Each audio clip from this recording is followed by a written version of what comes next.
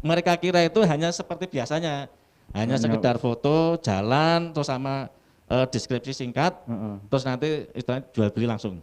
Tapi kan sementara mereka belum tahu dan sekarang sudah tahu itu ternyata itu apa? Gelo istilahnya, menyesal. Kenapa kemarin nggak ikut satu? Dengan biaya yang murah itu akan kita dapatkan selama 1 bulan. Kalau namanya pameran itu kan tujuan kita bukan untuk transaksinya, itu nomor sekian kali. Yang paling utama adalah promosi. Dengan adanya pamer seperti ini pasti akan diketahui produk kita mungkin seluruh dunia ya, karena itu kan tanpa batas. Kecuali offline kan hanya orang yang datang saja.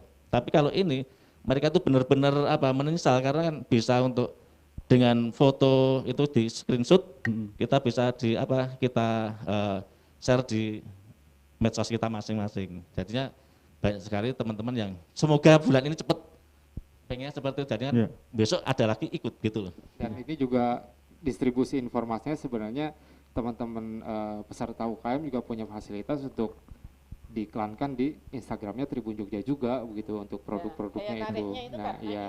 Jadi bukan karena kolaborasi tadi. Betul. Yang didapat UMKM itu ternyata punya nilai lebih kan gitu. Ya, yang tadi misalnya kalau biasanya nggak ada sinergi dengan media kan gitu. Nah ini kita sinergi nih. Terus kemudian Tribun punya apa, kami yang di dinas punya apa, kita sinergikan. Akhirnya ya tadi pertama sih dia nggak merasa membutuhkan. Tapi setelah tahu temennya apa yang didapat, kemudian bisa juga untuk mendukung promonya. Nah baru mulai sadar ngejar-ngejar nih kapan lagi kan gitu. Ya karena kalau apalagi kalau misalkan sendiri-sendiri ya di luar pameran ini kemudian teman-teman UKM saya pengen beriklan nih di Instagram Tribun Jogja, harganya belum tentu seperti itu gitu loh. Apalagi 1 bulan. Apalagi 1 bulan. Berarti ini harga ekonomis tapi paketnya all in gitu mungkin ya. Nah, itu namanya yang penting kan dengan asas gotong royong untuk maju bersama. Iya, betul. Nah, Mas Mona mungkin konsepnya seperti apa? Orang mungkin tadi kan seperti sampai Pak Edi dan Bu Ut, kalau pameran luring cuman paling ya tampilkan produk-produk kemudian orang datang milih. Nah, kalau ini ya pendeknya sebenarnya sederhana seperti kita main game sebenarnya. Main game ada itu namanya FPS. FPS itu first person view. Jadi kita ada tombol di layar, kita harus download dulu aplikasinya Kendi Sembada di Google Play Store, kemudian diinstal. Itu sangat ringan sekali aplikasinya begitu. Kemudian ada tombol 2 kiri kanan, nah itu untuk maju, mundur, buat kiri kanan, buat melihat di sekelilingnya. Ya kita bisa jalan di lorong-lorong di gedung 3D begitu ya, seperti kita berjalan di gedung sebenarnya aja begitu. Di sana ada tiap-tiap booth, ada stand begitu, kemudian ada tombol-tombol yang mengarah ke Facebooknya masing-masing UKM, ada ke Instagramnya UKM, kemudian di booth-booth itu pun ada foto-foto yang dipajang begitu. Nah kalau misalnya itu tapi hanya ada 4 foto yang produk unggulan. Nah gimana caranya supaya teman-teman UKM bisa memaksimalkan itu? Ya harus mengoptimasi halaman Facebook mereka, Instagram mereka, sehingga pengunjung ketika mengklik Instagram katakanlah membuka profilnya mereka itu di sana akan lebih banyak lagi produk begitu yang bisa dilihat oleh pengunjung. Seperti itu. Kemudian juga bisa langsung bertanya lewat tombol WhatsApp. Di sana kan ada juga tombol WhatsApp tuh, bisa langsung bertanya ke UKM begitu yang punya booth, kemudian bisa langsung transaksi juga seperti langsung itu. Dengan penjualnya langsung ya. Betul, dan kita juga enaknya juga ada dapat sponsor begitu dari Tiki, saya sebutkan saja, itu juga support betul untuk pengantaran transaksi, misalkan di mana itu bisa langsung dijemput kemudian diantar, dengan tentu saja ada program promonya juga, ada diskon juga begitu. Pokoknya kalau saya bilang sih ini betul-betul sangat menguntungkan sebenarnya kalau kita pecah-pecah biayanya tuh ketika berapa untuk beriklan di Tribun Jogja misalkan atau untuk ikut pameran sendiri itu akan sangat berlipat-lipat sekali dari pendaftaran yang sangat murah gitu, karena ya kita berangkatnya dari gotong royong, kita punya niat baik untuk bisa memasarkan produk UKM Sleman ke pasar yang lebih luas, dan saya yakin hasilnya juga tentu saja karena niat baik hasilnya saya kira tidak akan mengkhianati hasil juga, pasti hasilnya akan baik begitu, meskipun mungkin bisa perlu proses ya. Nanti ya perlu proses, nanti akan ada evaluasi kira-kira apa yang masih kurang, apa yang perlu ditingkatkan, mana yang sudah bagus begitu dan lain sebagainya, tapi ya itu kita yakin bahwa hasilnya pasti akan ada hal positif yang bisa kita ambil dari pameran yang dengan konsep yang baru seperti ini. Mungkin seperti itu. Dari sekitar 120-an ya Pak tadi? Ya. Itu segmen produknya apa aja Bu yang ditampilkan di sini? Jadi kalau produknya macam-macam ya. Jadi ada yang banyak itu adalah kuliner dan minuman ya, makanan dan minuman. Itu ada 51 sendiri. 51 UMKM dari 85 UMKM. Nah, sebenarnya banyak. Kemudian yang kedua itu adalah fashion ya, mulai dari batik, kemudian aksesoris dan sebagainya. Itu yang banyak. Kemudian craft, terus kemudian ada juga kita buka ya. Sekarang itu kan lagi musimnya orang seneng tanaman. Nah, itu ada juga mau butuh anggrek di situ ada kan gitu. Nah, sebenarnya ada pengalaman yang menarik nih dari pengalamannya kemarin kurasi UMKM itu.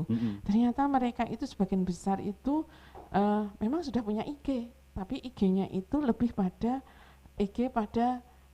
branding pribadi, walaupun itu UKM bukan pada brandingnya produknya mereka. Nah, ini yang perlu diluruskan karena berarti harus ada edukasi nih kepada UMKM. Kalau memang lebih mengandalkan pada penjualan online, berarti kan katalognya ya harus didukung lah katalog online, apakah itu lewat IG, kemudian Facebook ataukah lewat WA bisnisnya kan gitu. Nah, ini ternyata ada kecenderungan seperti itu yang ada. Yang jelas saya nambah ya.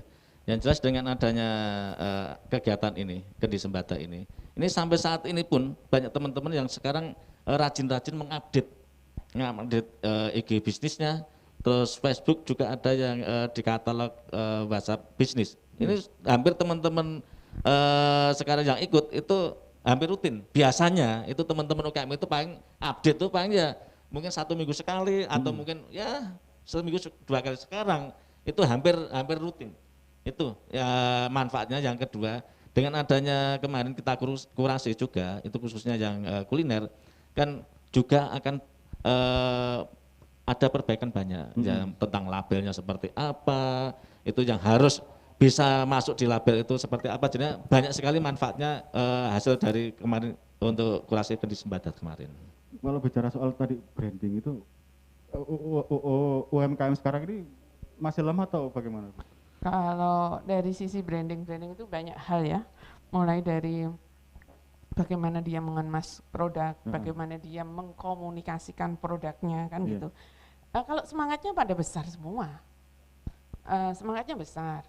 Cuma kadang-kadang kan apa yang dilakukan itu semangatnya, kalau orang jalan maunya brandingnya itu di di ujung sana, dia maunya itu langsung menuju ujung sana, padahal kan ada proses-proses yang harus dilalui. Misalnya di dalam dia mau membranding produknya, mereka harus siap misalnya dengan deskripsi produknya, dengan cerita produknya, kan gitu. Nah, karena ini bisa kita sadari juga, kita pahami juga, namanya UMKM, usaha mikro kecil. Usaha mikro itu biasanya yang kerja itu ya 1-2 orang. Nah, kalau 1-2 orang ini ngurusi mulai produksi, mulai terus kemudian branding, nah gimana mau benar-benar profesional? Jelas ini kan nggak bisa maksimal kan gitu.